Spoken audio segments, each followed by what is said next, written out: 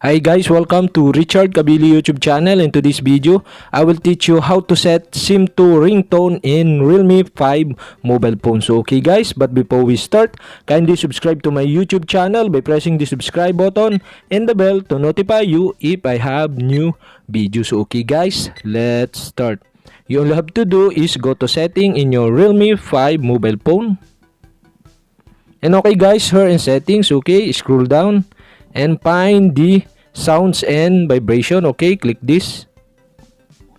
And okay guys, here in sounds and vibration, okay, scroll down again and find the SIM to ringtone. Okay, all you have to do is click this to change your ringtone in your SIM to. Okay guys, here in SIM to ringtone, okay, you can see the option of ringtone here, and okay, scroll down for more ringtone.